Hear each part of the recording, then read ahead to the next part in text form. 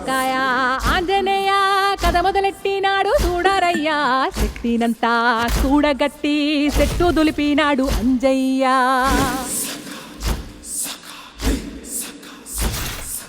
ఎర్ర ఛాయ కోతి అవతార వెంటమాయ కత్తి సేత పట్టకుండా కాయ కోసినాడు కపిలయ్య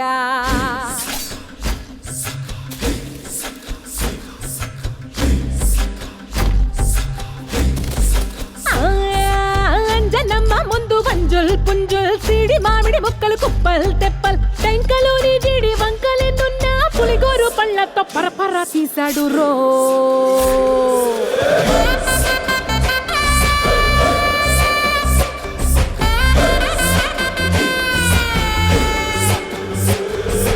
పక్కవాటం లెక్క సైకా కళ్ళుప్పు కడలి వదలనంటే ఒకతోటి కెరటమా